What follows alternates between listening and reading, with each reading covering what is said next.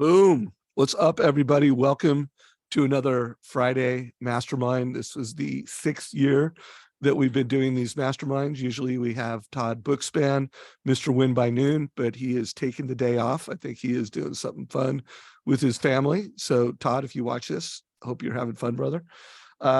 We had Scriptapalooza this week. It was a record-setting attendance.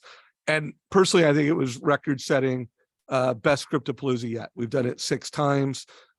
We had over 3,000 people sign up for it. We had over 2,000 people that came in and out of the call. So just incredible attendance. We'll talk about that more and we'll debrief that more in future sessions on Tuesdays. Today we have she's not my first interview. I interviewed Austin a couple of weeks ago and it was just so good that I'm like, hey, we got to bring you back for a full top producer interview. Jeremy Forcier is going to come in hot at some point. They both coach for the core. And so they know each other pretty well. And Jeremy wanted to be on this call. But welcome, Austin. How are you? Thank you. Thank you. It's a beautiful day. We got sunshine today. I'm like so excited. We actually have sunshine. So I'm doing great. Thank you for asking. You got gray? Oh, I got gray. I'm a little south of you. As my co-host, we have Deb Bird. What's up, Deborah? Hey, I have to ask, Austin, where are you out of? Santa Barbara, California, love. Oh, okay. So I'm in Dallas, Texas, and we typically always have sunshine. That's why I was curious. But look at all those plaques on your wall. Holy moly, girl. Thank you. It's awesome. Thank you. She is a top producer. By the way, if you could just remind everybody a little bit about your team, your production, and then I'll bring Jeremy into the circle in a minute here. Sure. So right now we've got a team of 5 and I have been in lending for 25 years. However, last year is my 10th year in origination. We're going to clip over 100 million this year. And that's great. I mean, I love those numbers because it means you really get to learn more about people and how to help them and always stay top of the things that are changing because change is literally the name of the game, right? So everybody make sure you make a note of that. The best of the best, they love helping people, like they love solving problems. They love finding out where the pain is and they're making it fun. So I thought there was a lot of wisdom just in that. Mr. Jeremy Forcier, what's up, buddy? What up? I got in the wrong webinar. I apologize. Oh, that's okay. You're here. I like that shirt you got on. Yeah, I slept in it. Oh, nice. Cool? Lovely. Yeah. We don't want to know what happened last night then. No, nothing. I was stoking in the good vibes. It's like training your brain and your body with, you want to make sure you're doing the right things when you wake up, So Jeremy, I have done some informal polling on who were people's, favorite people at Scriptapalooza. And I think so far you're in everybody's top 3. So congratulations. Sweet. Awesome. If Austin Lampson would have been on, she would have been number 1. Yeah. Yeah. So Jeremy, you pinged me yesterday. I think it was yesterday. You said, I got to be on this call. Like, why don't you, who is Austin Lampson from a Jeremy Forcier perspective? And why did you want to be on this call? So I've known Austin for a long time now. And I wanted to be on, well, first of all, I asked her permission. So if that shows the respect I have for her. I text her, I go, hey, you think it would be cool if I hopped on and could talk with you? And she said yes. So I was like, okay. And then I asked you, Dave. So, so I love her. I mean, I literally love you, Austin. You already know this. Austin's my super homie. She is full of light, full of love. She's a straight assassin at the same time, which I just love that about her, how she can be so polar opposite, but with kindness all in the middle. She really cares about people. She's super, super, super smart. And she absolutely is a rock star in this industry and space, empowering other people. And she knows what relationships are all about. And I think there's a lot of people in our industry, or a lot of our industry is super unit focused. We hear about units all the time. We hear about volume. We hear about big numbers and billions and all this stuff. But Austin thinks one person at a time, one home loan at a time, one good or bad decision at a time. And that's why she's so impactful. And that's why she has such a following that she does in not a really big market, honestly, where she lives. Like I know everyone says they hear California and they're like, oh, they're in a huge market. Quite the opposite. Like she doesn't have like some crazy gigantic market. Not to mention that her husband's cool and she likes to, scuba dive and shoot fish and eat sushi. And she's a yogi. She cracked her head once. She can tell you the story. But anyway, I love her. So I was like, I got to be on here. Like I got to be on. She's just such a great human being and a killer. And this is no BS.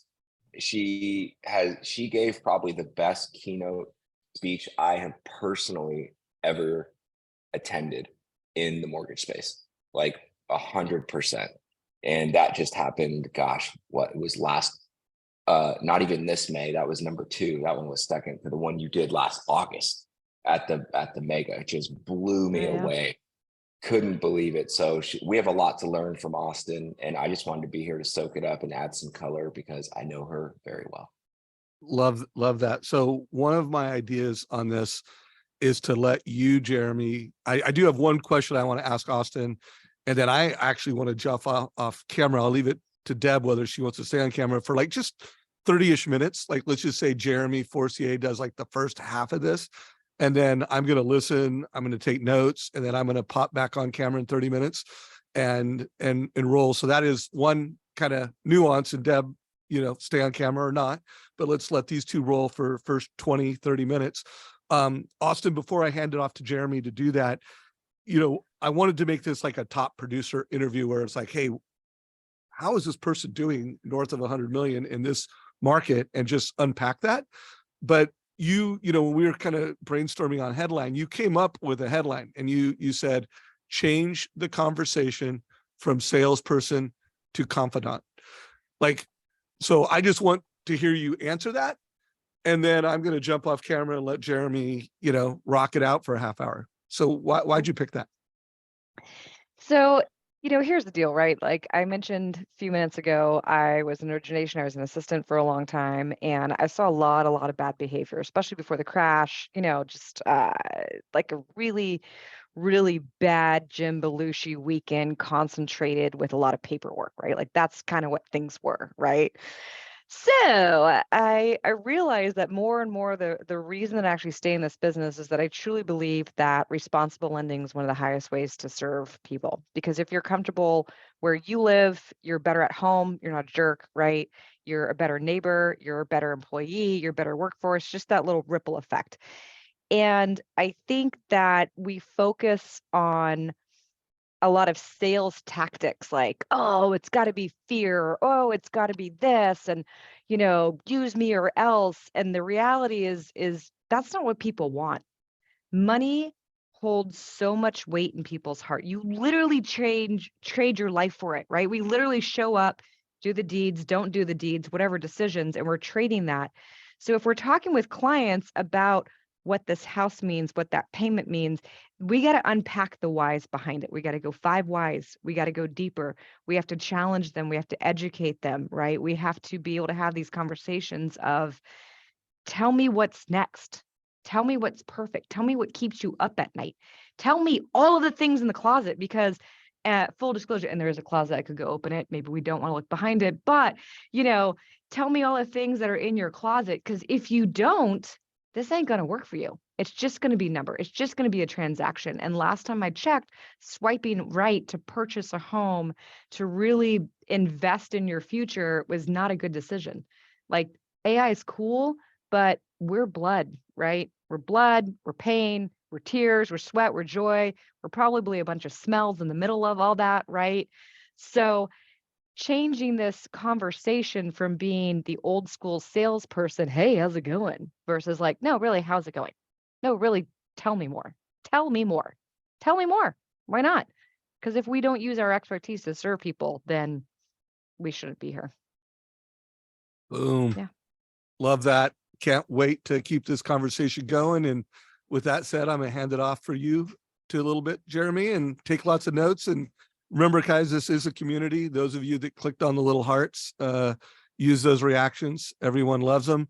And any questions you have, put them in chat. Whether you're watching the recording or not, put your questions in chat. Let's rock. Sick. Austin. So I want to start with something. You talked about responsible lending. Like, Yeah. what does that even mean?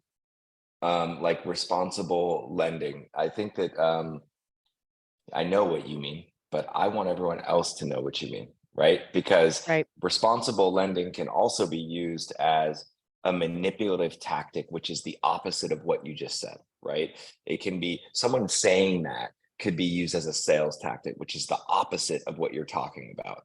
Fear, Mhm. same thing, right? That's used as a tactic that is like the opposite of who you are and what you're talking about. So, what is like responsible lending? What does that mean to you?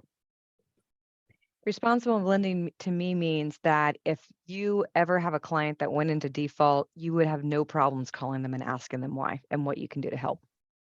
It Dude, means write that that, down. That's so good. well, That's so so true good. That's story, so right? good. Like I used to do these, like when I was 18, I did car title loans. That's how I got into lending. And 1 month, 25% interest, you didn't pay me back, I'd repossess your car. So I'm 43. I haven't had any work done, right? Like, so at 18, I was like, hey, I'm looking at my payments, right?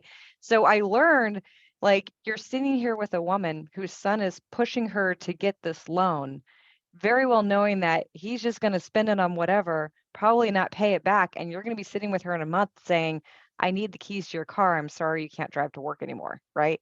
So Mm, responsible lending is being able to have those hard conversations with people. It's being able to tell people no. Just because you right, qualify for this, it doesn't necessarily mean it's the right decision, right? Being able right, to make people think a little bit deeper, right? And being able to present options that maybe aren't in the best benefit for your P&L or your pocketbook, right? right. That's what it is. Sometimes it's handing it off to someone else. Sometimes it's taking in and taking, no matter what, though, it's always taking the high road. I Always love taking the high that. road. So, that's rad. I wrote that down. It's my new definition now. Responsible lending is you can, if someone defaults, you don't have a problem picking up the phone and calling them. That's Absolutely. that's that's so good. I love it. So I had a training. Let's see, what is today? Today's Friday. So I did a training a couple days ago for a bunch of loan officers that work for me, and they were really interactive, asking questions. And one of the questions is around something you just said. Okay, so I'd like to unpackage it just a little bit. And it was around like, hey, so I have these two um, agents that I work with that are honestly just super aggressive and like pushy. And I tell them, hey, like the client really shouldn't do this. They can't do that. They want to lie, for example, and tell people that it's not a bond loan when they're writing offers and then trick them. And then like 3 weeks down the road, go, oh, it's a bond loan, blah, blah, blah. I could keep going. Right. So, Mhm. and it's interesting because this is a good human being who I was talking to, the loan officer, and he was so distraught and stressed. Right. And I was trying to point out that, hey, it seems like your stress is based on the fact that like you're doing something you know isn't right. I mean, it's kind of simple, right? But my Mhm. question to you is, what does that sound like when you're talking to an agent and we're all in sales. We just don't have to sell anymore, right? That's why you're so good. Like we're in sales, but you don't have to sell to be really good at sales. You have to educate, truth, strategy, connect. How do you have these type of conversations, maybe with referral partners, et cetera, that want clients to do something that's not in their best interest, or even clients that want to do something no matter what you tell them that's not in their best interest? And do you have any fear of losing those relationships? Because everyone's volume's way down, right? For the most part, everyone's volume's way down. So I'm seeing people be a little more desperate, right? A little more Yeah. desperate and a little more fearful of like loss or even projection of loss. Like you haven't really lost anything, but they're just projecting it. How do you have those type of conversations? What does it sound like? Because you're so calm and concise and eloquent that I would love for everyone just to hear like what that sounds like from you.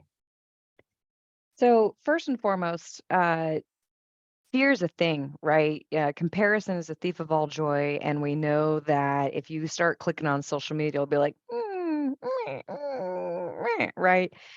And you got to sleep at night. You got to sleep at Yeah. night. You got to know that when you look someone in the eye, you can hold their gaze and not have to like look around and look away.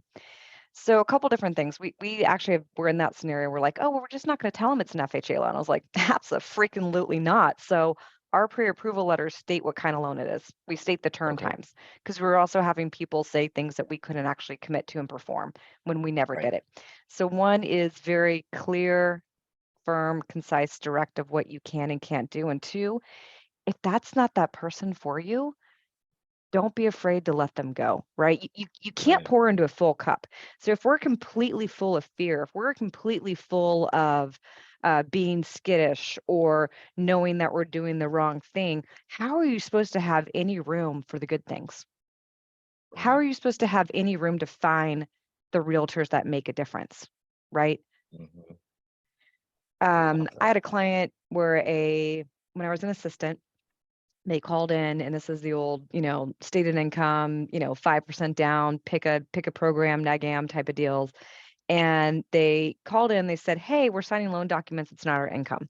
And the person I worked for at the time said, "Just tell them that's what their income is after taxes." I said, "Absolutely not." And so I said, "Look, this is how this loan officer did it. You can talk to them. You guys put the application together. I don't want you signing anything you're not comfortable with." They actually closed the loan. They got foreclosed on. The husband was battling cancer.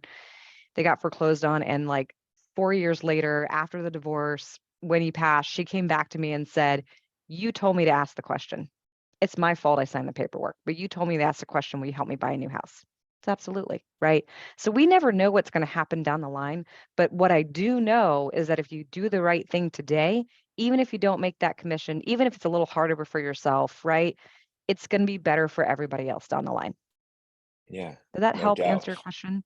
It super helps, but what if I now wrote down a few things of what you said is that first of all, you can't pour. What do you say? You can't pour into a Into a full full cup. cup. Yeah, yeah, you can't pour into a full cup. I love that.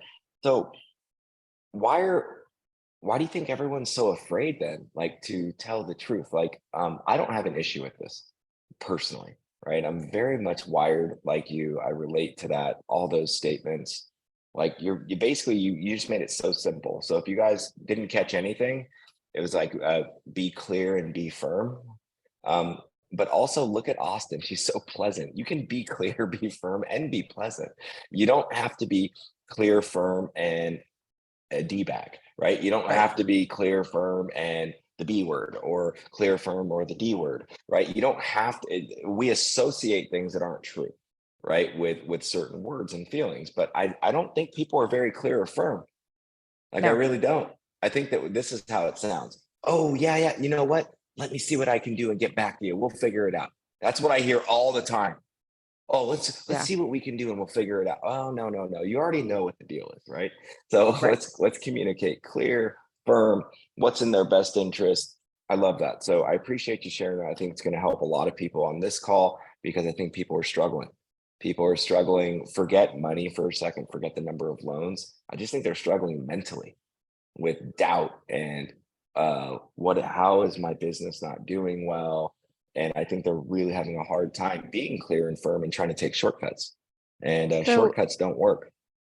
what you said though, I don't know if everybody keyed into it too, is like, well, why are people afraid? And yet you already answered it, that it's the loss, it's the scarcity. And Yeah. people's volumes are down.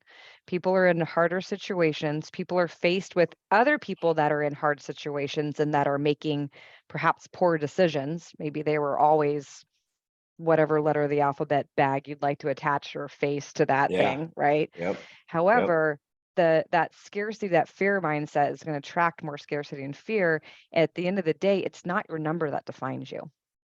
Right. It's how you got Yeah. that number. It's how you created that number. I mean, we are both coaches. We coach with some people that are absolute freaking monsters. They do like 4 or 5 times what I do.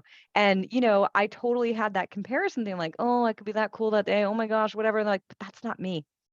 Yeah. I want a very tight-knit team. I want to be able to go home and garden. I want to spend this much time. I want to go deeper in relationships. That's me. So to anyone that feels like they can't have that clear, concise conversation, spend 5 minutes looking at yourself in the mirror. It's hard, and have that conversation there first. Yep. Because once 100. you I love define that. that, take it with you. 5 minutes in the mirror, looking into your eyeballs. Like, I had a lot of team members quit last year. They were burnout. We're like, we love you, but we can't. Right. And I had to look in the mirror and say, what did I do to fail them? right? How much of that is me as a leader? How much of it is them as an employee? And how much of it is external? And I can only help one. So if I can take something and move it forward, great. And if I can't, I got to let the rest go. Totally. I love that. Now, you are known in my world as being like one of the best connectors like on the planet, like connecting with the client, with your referral partners. Is that a learned behavior, natural behavior, combination of both? Like how did you become so great at connecting? Because everyone remembered that's watching this. You said you've been in the business for 25 years, but you've only been originating how long? 10? 10. Cool. So I want you guys to once again catch that for a second. She was like, I've been in the mortgage business for 25 years. Everyone's like, oh, she has a huge day. She's been around forever. She knows a gazillion people, blah, blah, blah. She has only been on the sales side for 10 years. Okay. For 10 years. Right. And you have done, 100 million, 200 plus million. You've done all these crazy numbers, but really your secret that I have seen, knowing you as a friend, a mentor, etc., is your ability to connect. So like, what is that learned? Is it natural? What do you do to make sure that you connect with people and engage with them in conversations? Well, it's the same way that I deal with anxiety. And the reality for both of those is we must know change is constant and something will always happen that we don't know. So if I can't imagine, like, I never would have thought I'd be on like, well, really, I can do this with David and German, Deborah, oh my God, those little things, right? Like, I never would have pictured that, right? So something is always going to be able to happen to you that you never would have pictured that is way better than you could have imagined, right? So therefore, the person that you're interacting with has something to teach you that you never would have imagined, has some new experience that you never would have imagined, has things going on in their life that you never would have imagined. Because that's one thing I tell the team is like, they're like, oh, and then this, and there's demanding. And I was like, cool. Did you know this about them, this about them, this about their family? No. And I'm like, well, then maybe it's not about you and that they couldn't reply for 5 hours. Maybe it's about what's going on in their life. So to connect to people, it's what else can you learn from them? And not how can you help them in the sense of, I helped someone today, yay, pat on the back, right? Helping people is listening to them. It's making sure they feel heard, that it's a complete conversation and that they're safe. That's all what people want. We want to be safe. We want to be loved. We want to feel good, right? So when I talk to every single client, when I did the other interview with Dave, we talked about like our intake form. I know you use one too, like this, where we're asking the why, priorities, emotional state, right? And it's really helps figure out what is your emotional state. What is this? What is going on? Because if we can connect on that level, we can both learn together and know that every single client, even if it's the same 20% down W-2, it's different. It's absolutely different. Then we can be able to learn more and always be open that way. One thing that I think you do a great job of, Austin, that I really want to make sure everyone picks up on is that you keep saying like, ask essentially, how's it going? Or try to figure out like what they're going through. Going keeps coming up, like what's going on in their life. Really though, what you're really good at is, I'm going to switch the word, is like, you're really good at taking the temperature of how people are feeling, right? Because how's it going and how are you feeling are two totally different things.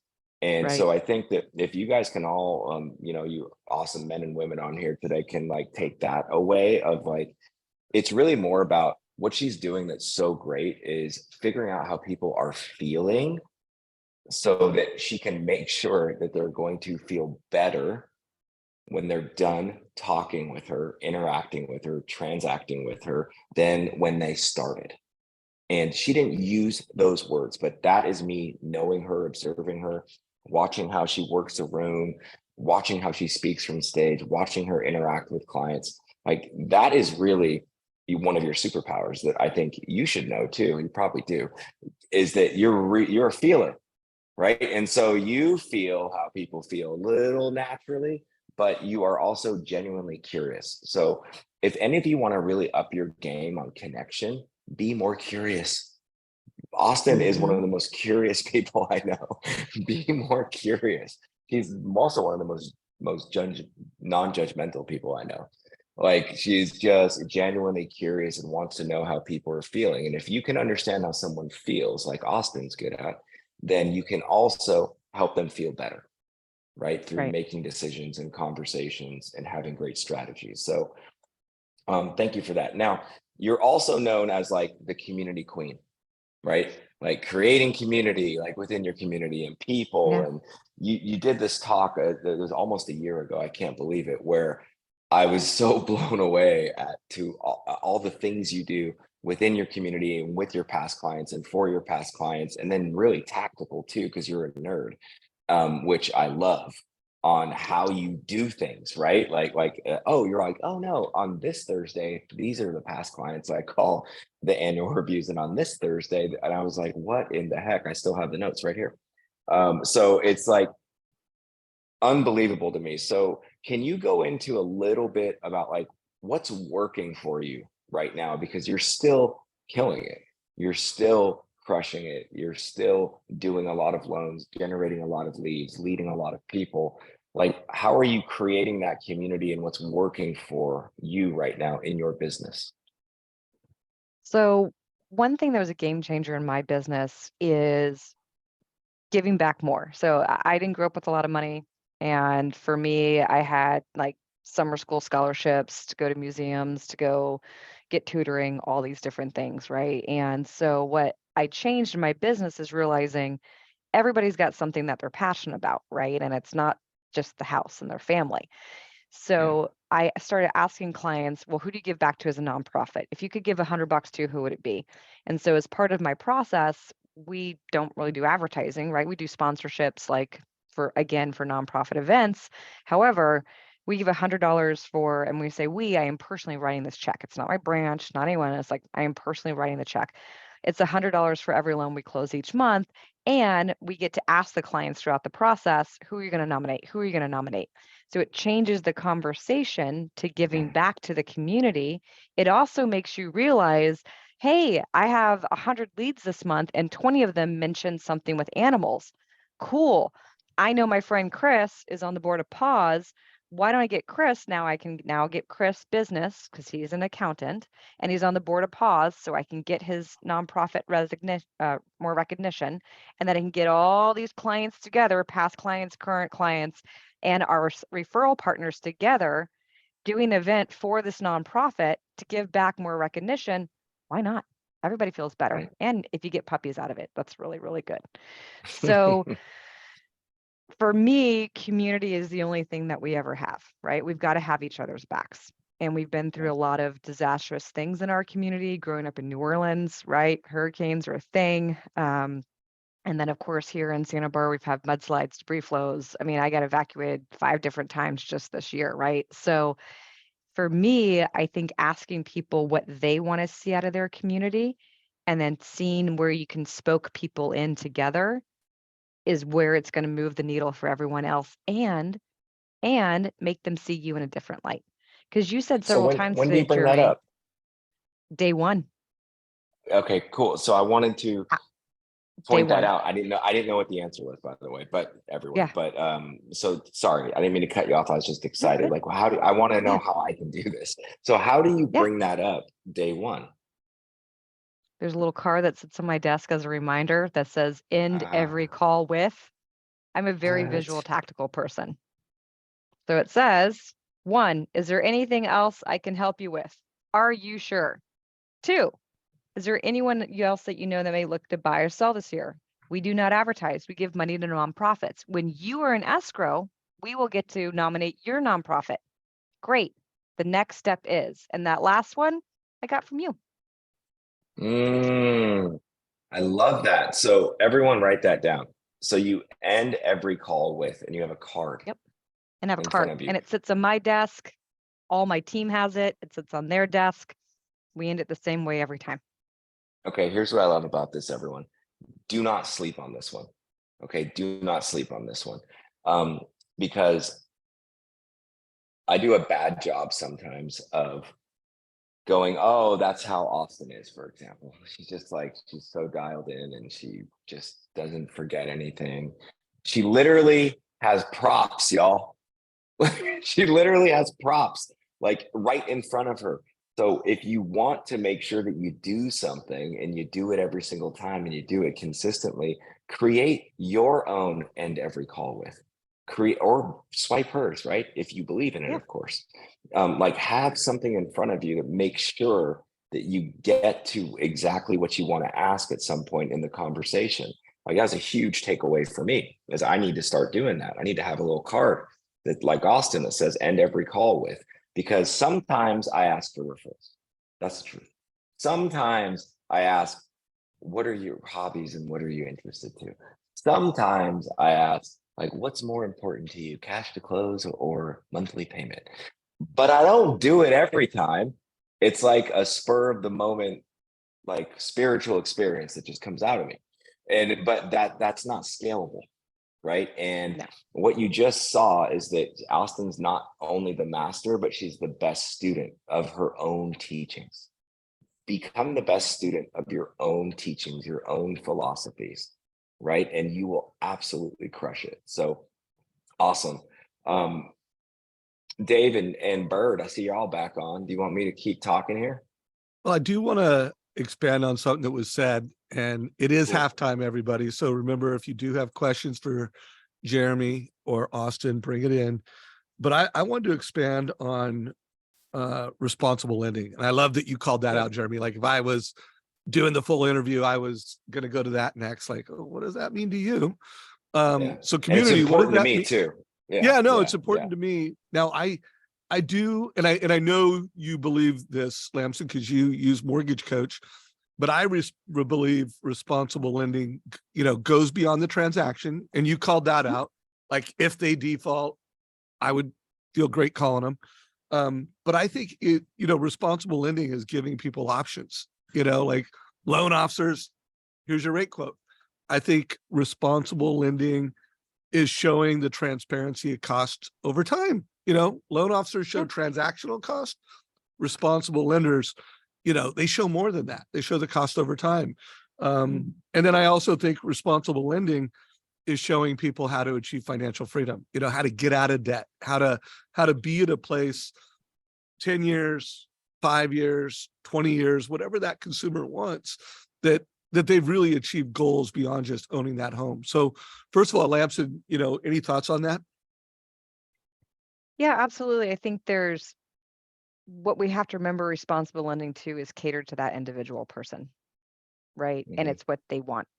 And it's making sure their needs are heard or met and asking them harder questions, right? And so some people will only take part of that, Dave, right? Some people are like, I don't really care if I have debt because I'm going out and I'm, going out and like flinging into Vegas, right? But the responsible part is having the question and showing them how they can get there, right? We always have to show them several paths, right? It's your choose your own adventure. And that's what I actually really like about MortgageCoach, because I'm a recent adapter, right? Like I'm not as ingrained as most people on this call, obviously, right? And what I love is the tweaks on it. The tweaks on it. I talked with a guy last night. He's like, this is the most professional presentation I've ever had. Yep. Right. He's like, I don't I get understand that all of it. the time, by the way. Yeah. If you guys aren't using MortgageCoach every single time, it'll make you look Dude, way better than you are. way better. Right. And it lets you go things like, oh, bananas. You're right. That's a big shift. That's not what we said we're aligned with your goals. Okay, cool. Let's flip it around. Right. Let's flip it around. Now, Another when thing you you give said. options, Oh, go sorry, ahead, Jeremy. Dave, No, you go I ahead, have a Jeremy. question. I Go. have a question on this. So when you're Mhm. giving options to people, right? How do you avoid coming off arrogant? Okay. And what I mean by that is, how do you avoid, because I give lots of options too, right? And there is some obvious winners in my options, in my opinion. Like, you're an idiot if you don't pick this. And I always catch myself doing it. I'm like, you can't think like that. Like, that person doesn't know, you're educating them, right? It's the first time they've seen it. Like, how do you present a lot of options to have a dialogue with individuals and try to lead them into the right direction based on their goals? Feel, think. How does this make you feel? What do you think about it? How does this make you feel? What do you think about it? And the additional thing is not just options in every conversation, is how do you treat people with respect is part of Mm, your question. mm, And speaking with someone the other, she's like, this stuff is super confusing to me. And I was like, look, Kristen, you're a nurse, girl. If someone gave me try to draw blood, like they would be like some tattooed freak by the end of it, me trying to do it. Like, I don't know your world. Don't feel like you have to understand mine. What you have to mm, understand is what this means for you. That's it, right. right? Interesting. So making sure they realize that they're superior in their knowledge in something, because again, everyone's superior in their knowledge than us about something else, right? Right.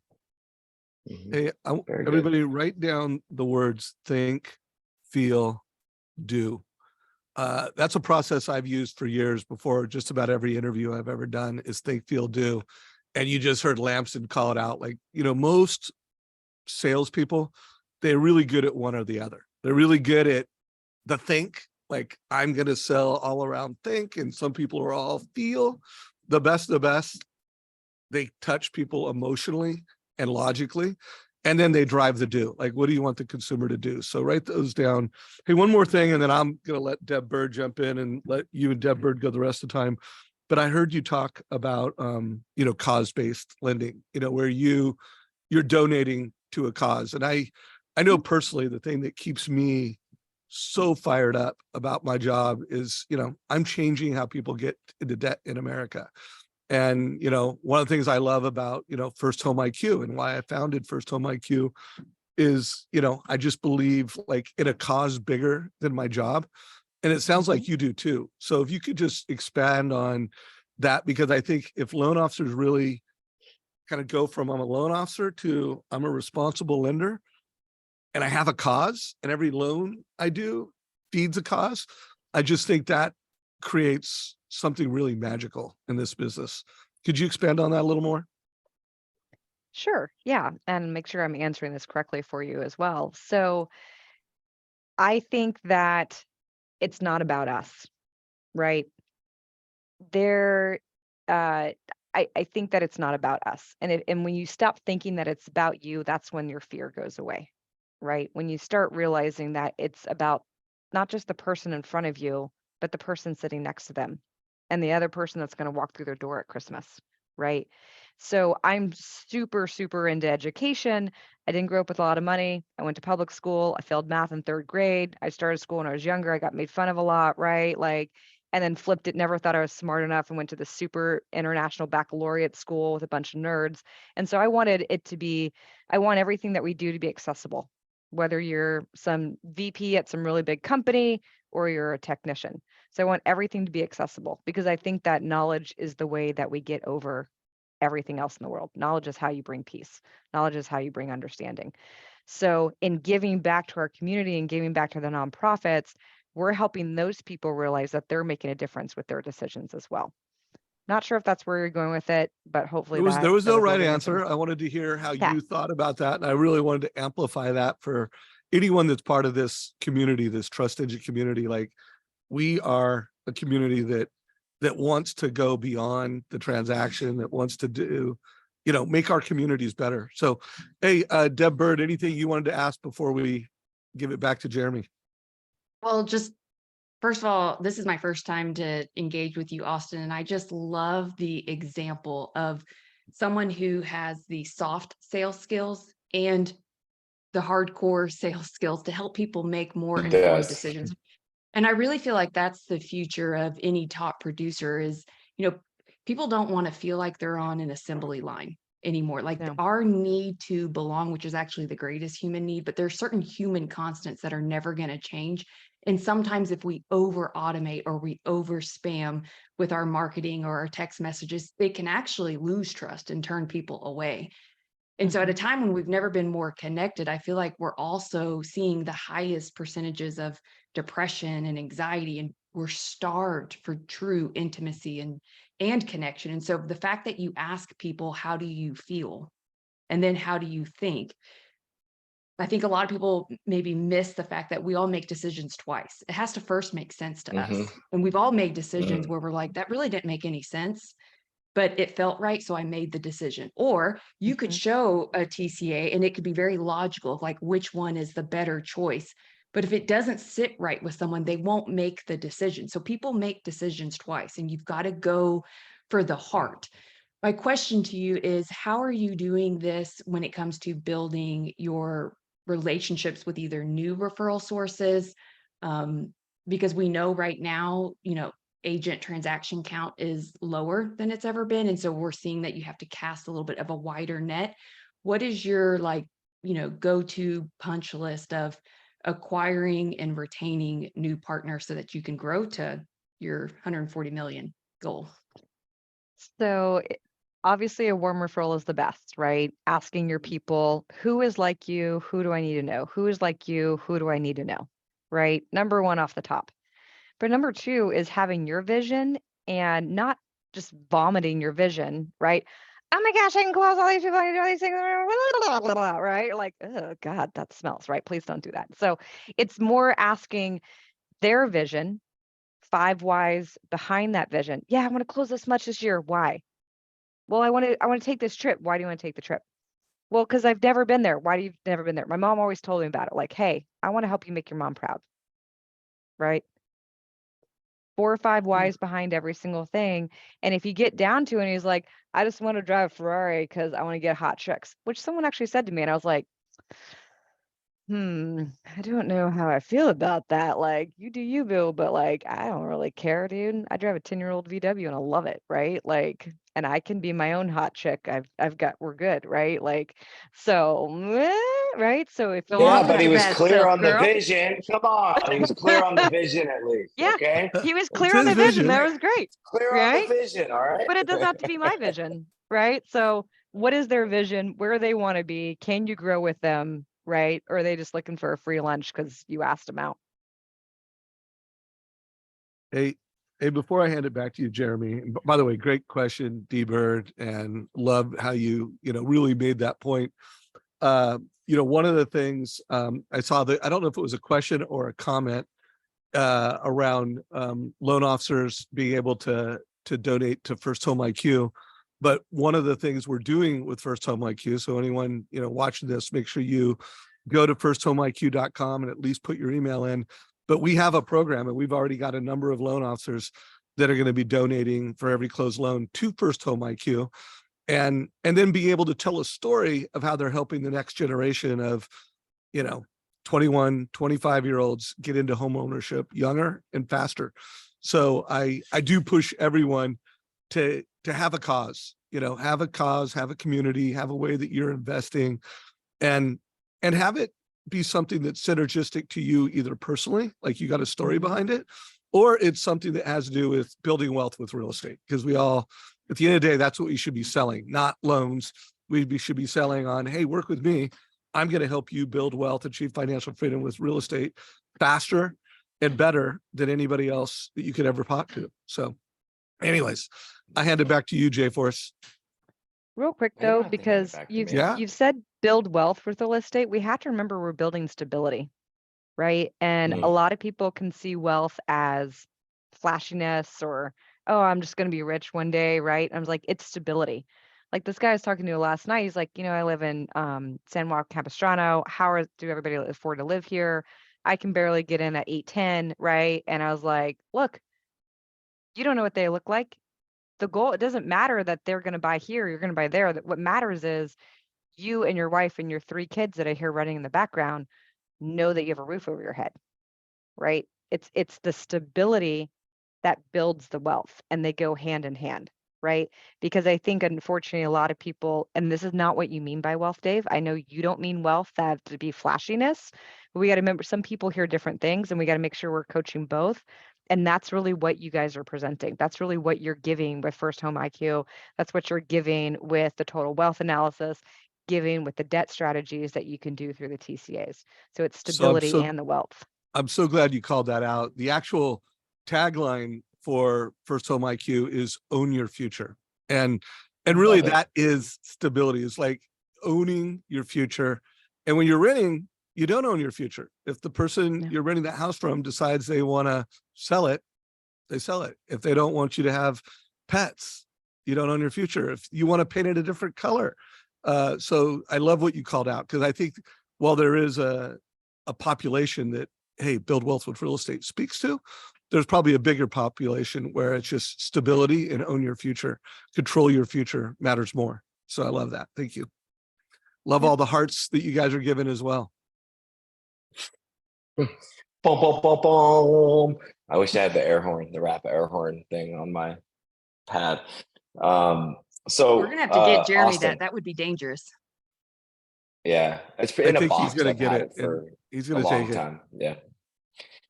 I've had the whole call upgrade thing in its box, still with tape on it, for about 5 months. So you know how I roll, man. D Bird, I don't even want to see you shake your head. Okay, don't even want to see that today. All right.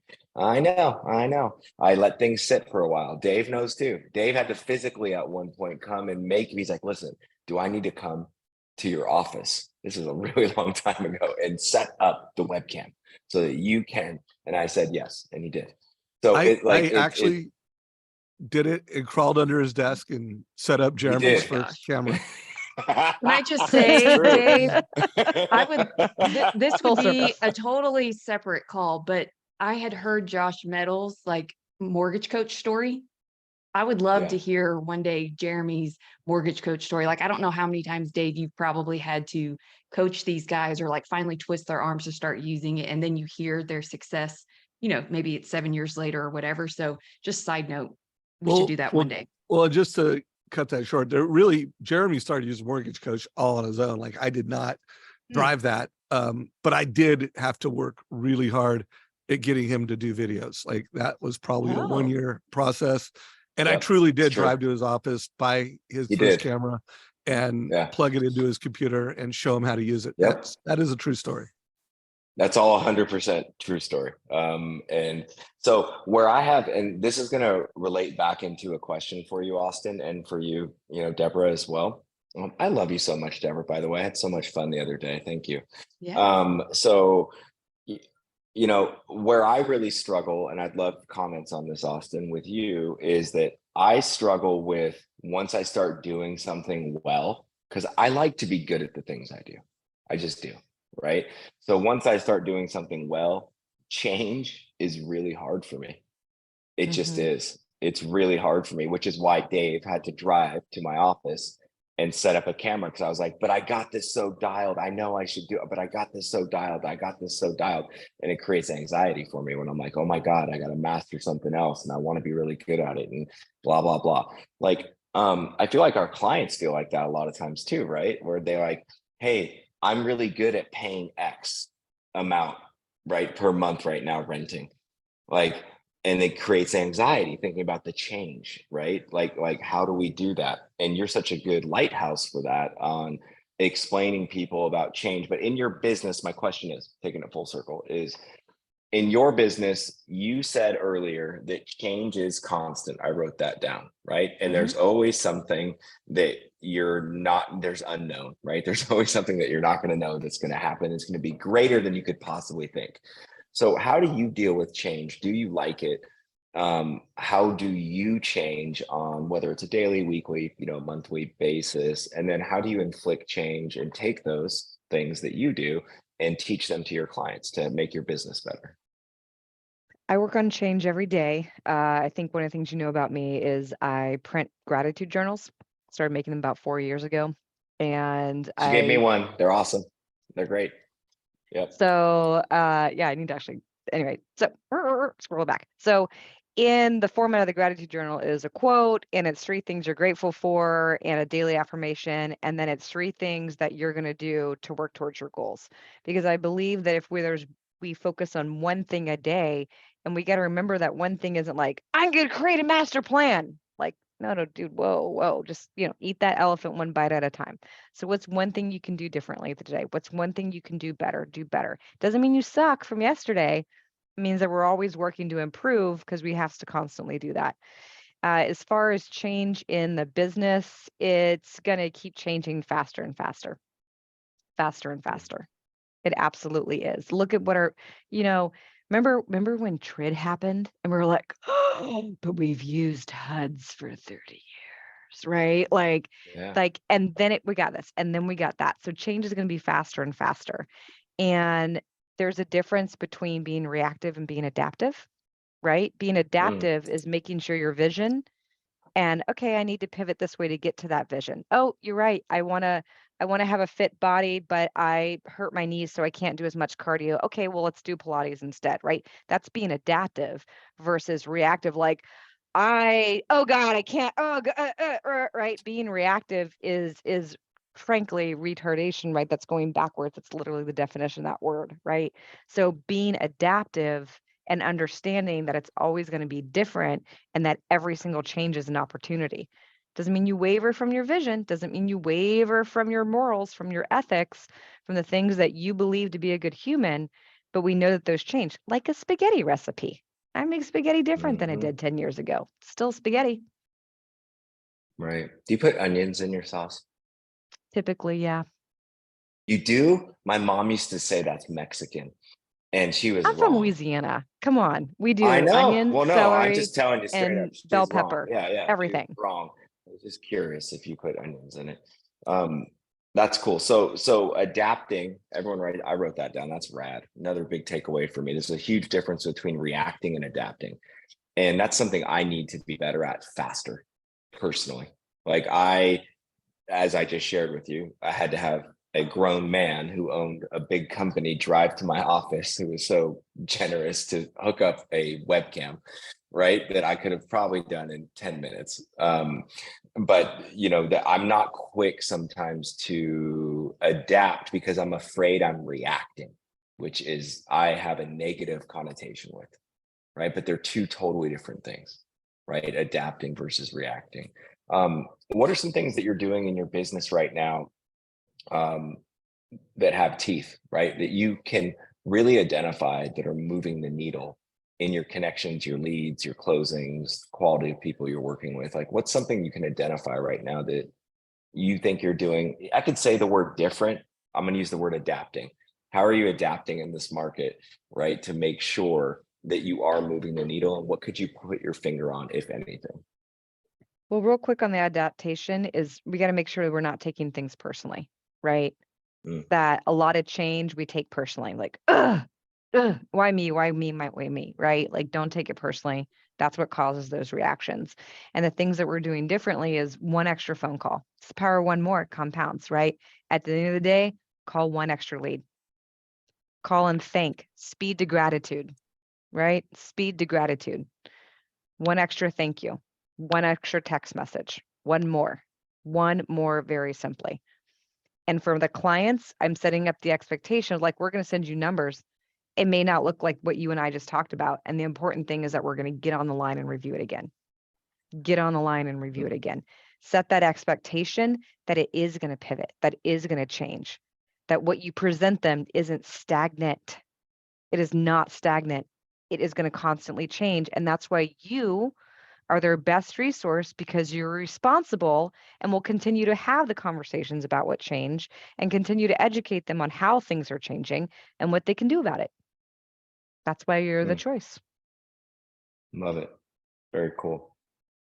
Well, I think what's important to that is, sometimes the strategy that you employ at the time of closing, that's why you stay in touch with your clients post-closing every year. Hopefully everyone's doing an annual asset review, because we know that sometimes life changes and life pivots. Sometimes. And so your Just strategy, has to pivot. It could be death, divorce, births, so giving them permission and acceptance that, ironically, the one constant in life is change, but you're going to be there for them all the way through as their, best lender friend for life, right? So, well, and there's a phrase I like to say is, which I also stole a long time ago from Jeremy, is saying yes to one thing is saying no to another, right? And so, like, a girlfriend of ours recently told a story of these clients were like, but I have a 2.875 interest rate. And she's like, yeah, but you also have a 11% line of credit and all this consumer debt.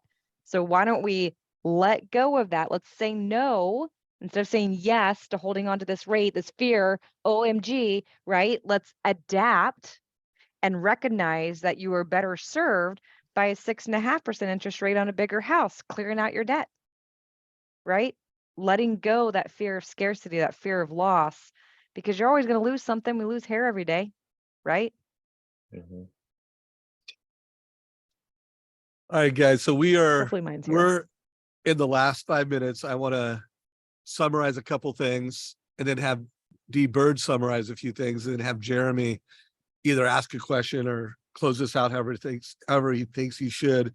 You know, my ask to everyone who's tuned into this is that what is responsible lending to you? You know, like I would love for you to take a pause and really write down what is responsible lending. And until you really have some meat on the bones that creates real sustainable lifelong value for a consumer, you're not done. You know, if responsible lending is just doing a loan, you know, this decade will not be your best decade. Like I am super bullish that this is going to be an incredible decade in lending for Jeremy, for Lampson, for people, excuse me, not Lampson, Austin. I'm dyslexic. No, so I love, go back I and forth. actually love that I you got say both names. Lampson, to be honest with you. I actually really like it. So please keep Okay, doing that. so Lampson. But guys, I want you to get really clear on that. Also, I do believe that the mortgage industry can change America. Like we are in a position to be the most valuable advisors to consumers. And if you do transition from loan officer to a mortgage coach, a responsible lender, financial literacy, you'll put a dent in it. We'll really make change as an industry. And then if you kind of double down on that, you become a community lender, a cause-based lender, and whether it's first home IQ, whatever it is, it's something that's beyond you and it's beyond doing a loan. Like guys, we are just so powerful at what we could do. And then I just the power of one more personally, you know, I'm always in for that. And I'm going to think about what I can do one more for the next week. So that was my personal great reminder, great takeaway. I'm going to take action on that and do a bunch of one more things. So those were my thoughts. Deb, anything you want to share before we hand it back to Jeremy to close it out? So, and I really want to put a bow around some of the things that Austin shared just when it comes to social media and creating content, because I had a lot of people message me yesterday after Scriptapalooza, not clear and not firm on like, what do I post? What are my content pillars? And so you had said being clear, being firm, and also being pleasant, responsible lending. Here's your cheat sheet, guys. People want to see on your social feeds that you are who you say you are and that you will do what you say you'll do. So whatever those top 3 things are that you typically tell people of why to work with you, I'm going to challenge you and say, okay, prove it. Where on your social feeds could I see that evidence of you showing a TCA, showing people options, going beyond the transaction, showing that you care, and use that as your content pillars? That's why I called Tuesdays TCA Tuesday. Like, show me a strategy every single Tuesday of how you're helping people make more informed decisions and that you're a true strategist and not an order taker. So again, I don't care if it's building wealth with real estate, if it's helping people feel safe. I don't care what your whys are, but I would say talk is cheap and we have enough talking heads out there on social. So now up the ante and prove it. Show me that you know me. Love that. Every time Yeah. Dave Savage says Lamson, by the way, it reminds me of the movie Half Baked with Dave Chappelle and Jim Brewer. He's all, I want to talk to Lamson. Fly me to the moon like that babe Alice Cranston. It's hard being black and gifted. Sometimes you got to throw it all down and get lifted. And I wanted to thank you for lifting us up today, Austin. So in closing, I would love to know, like, what's just one piece of advice right now that you would give a loan officer and one piece of advice you would give a homeowner? Because I feel that right now we're way more connected than we ever are to the homeowner. And what I mean by that is that I think we're feeling the same thing. I think that the loan officer and the homeowner are actually having the same feelings a little bit. And so it's kind of weird when you think about it like that. I feel that they are feeling uncertain, right? And they're feeling like, is this a good or bad decision right now? Like, and they're feeling the same thing. And that's not normal. I usually think that either we have a really clear opinion on how we're feeling and why someone should do something and it's a great time or whatever, right? And I feel like we're like right here right now. Like, oh, I feel that way too. I don't know what you should do. Like what is just some, final thoughts around that? Opportunity laughs at fear. Did you say opportunity laughs at it? Opportunity laughs at fear, right? Hmm. There's so much opportunity out there. There really, really, truly is, right? And if you have like, oh, I don't know, I'm out of this, I was like, I gotta go, bro. I'm gonna go down the line, right? Opportunity laughs at fear. I love that. I You just want gave me to my go to battle Insta with you, post. Austin Lampson. You are, you're going to kill this decade. Like amazing wisdom. Thank you. Yes. So Dave, thank you. Deborah, thank you for letting me hop on. Not planned. I just love Austin so much. Austin, you're a killer. Don't ever stop being you. And thanks for letting me be a part of this today, Mr. Savage. All right, guys. Thank you for the opportunity, y'all. Yeah, no, Austin, it's just beautiful to have you part of this community. I'm looking to have you on this stage more and get to know you better. For everyone watching this, hopefully you got a lot of value. You saw Jeremy wrote that down. Opportunity laughs at fear. I wrote that down too. I'm going to be doing a lot of laughing today and through the weekend. There is tremendous opportunity, folks, but you gotta, this is an action economy and not calling realtors, not going deep with borrowers, not getting to the need. One of my goals this year is to completely obsolete the term speed to lead and replace it with speed to need.